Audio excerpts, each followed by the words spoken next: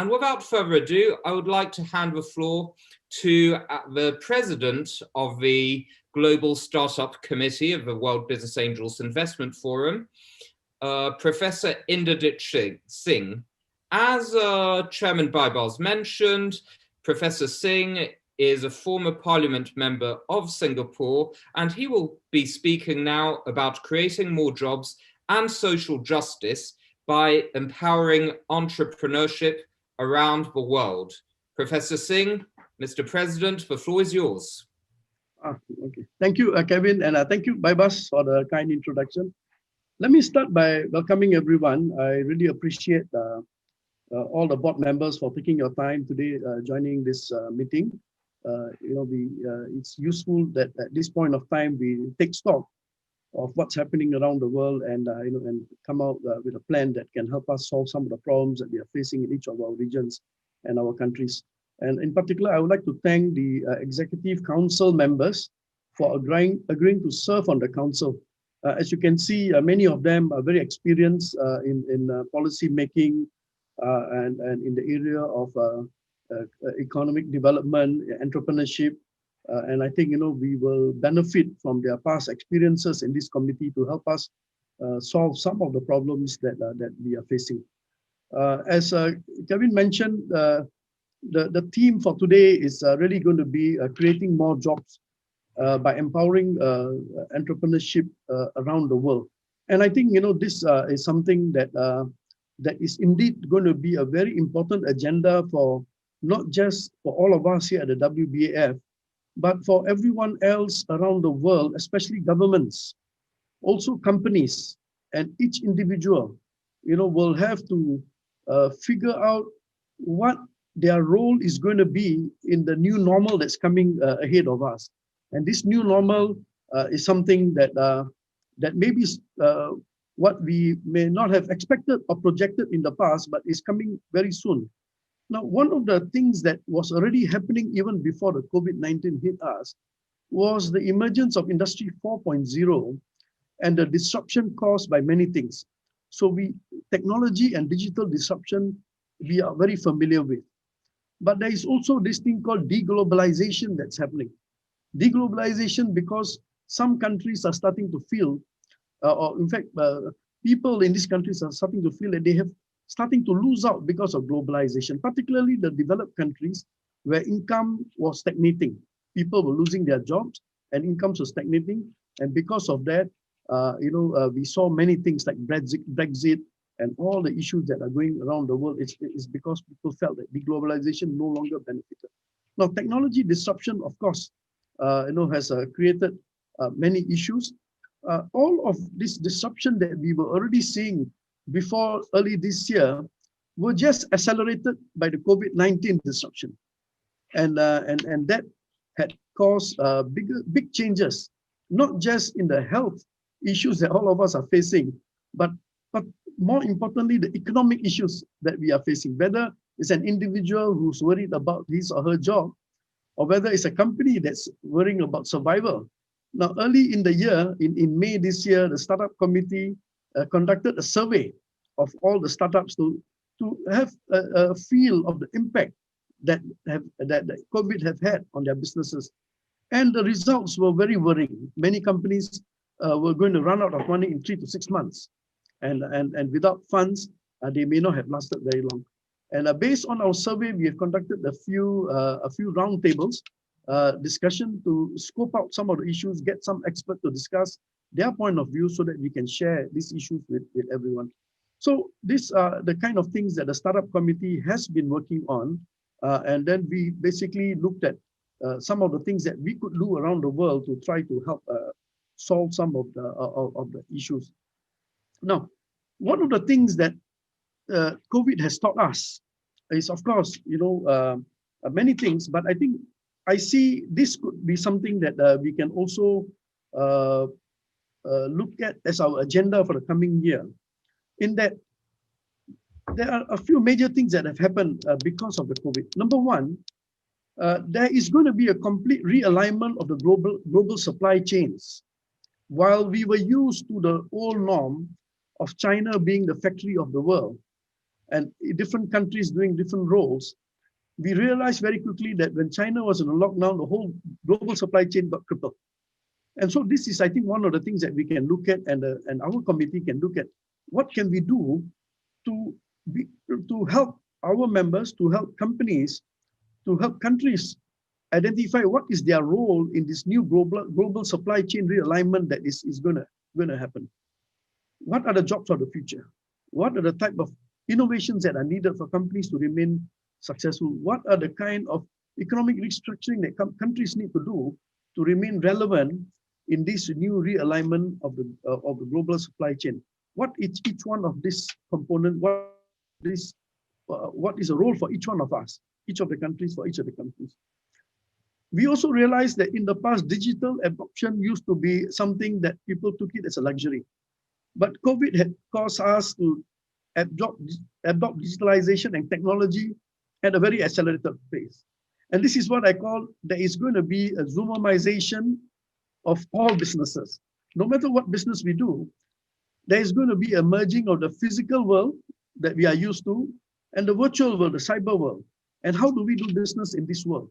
And I think our startup committee can look at issues like this on how we can help in this rapid digitalization that is going to happen around the world. The third thing that I see that is going to completely change because of COVID and because of the disruption is talent development and recruitment around the world for companies, for individuals. While in the past, we say a bank in New York wants to hire a banker, you hire them from any part of the world, the banker flies to New York, stays down there, lives down there, works down there. Today, because of the digitalization and because of the working from home experiences that we have, today talent does not have to fly all over the world anymore. We can hire talent from villages to work in big companies from many parts of the world. So talent recruitment will be another important thing that all of us in the startup committee can look at on what are the new models of talent recruitment and talent retention that we can help identify for companies and for countries. Now, educations and skills of the future will also change. Study from home, remote learning, online learning has become a norm. And the World Business Angels Forum Business School is going to be a leading figure in this future, where we are going to now provide education and skills training for people from all around the world. And the startup committee can help identify what kind of programs can the business school provide. And I think this is something that startup committee can also look at. Finally, I see a big change in how the future economies of the world are going to be structured. While we are used to big companies, multinationals, unicorns, I think it's okay in the future for us to focus on a startup economy with many, many smaller companies employing many, many more people, doing many, many innovative things. So the focus on startup economies, this will be important for individuals. What is our role? This is going to be important for companies, and it's going to be important for governments on how to create the startup economies that will create the future jobs, or that will create meaningful jobs for people around the world. So these are the few things that I wanted to say as a backdrop on what can help us identify the agenda for our startup committee in the coming year and the coming years. And I hope that we can have a meaningful discussion around some of the things that I've talked about. So once again, thank you for coming on board, and I look forward to your views. Thank you. Back to you, Kevin. My first question will be for our committee president, Professor Singh. Now, we mentioned in the action steps potential collaboration with global partners with similar visions and values.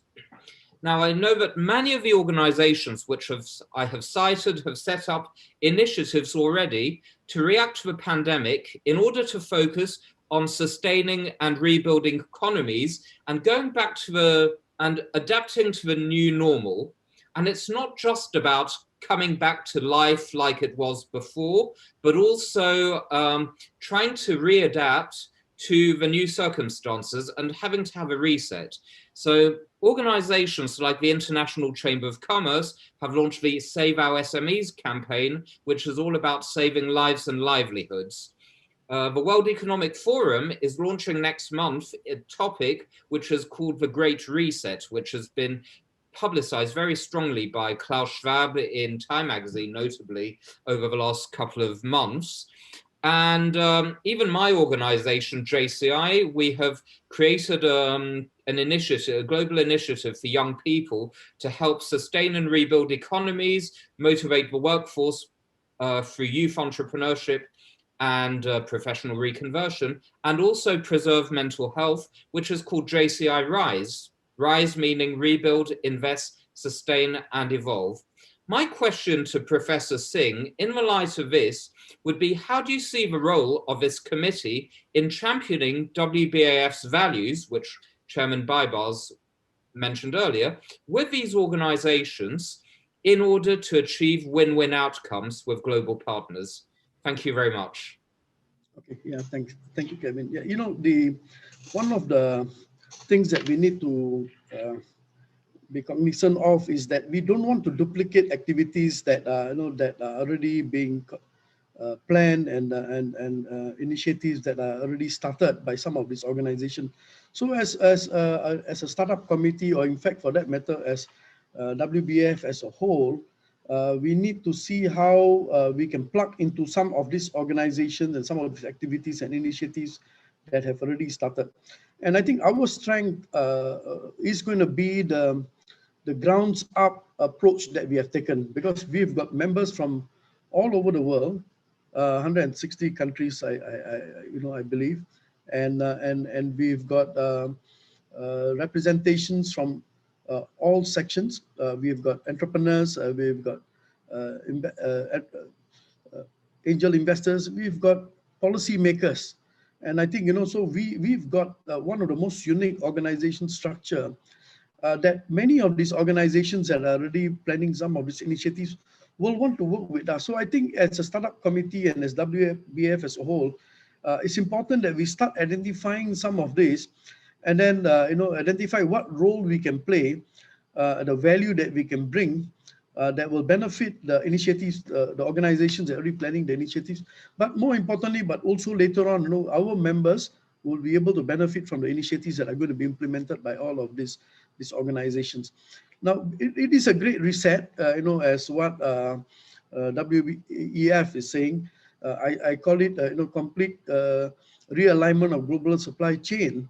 That is also a reset, and I think the only way for us to work out a win-win formula is going to be private sector and public sector partnerships to be able to come up with something effective.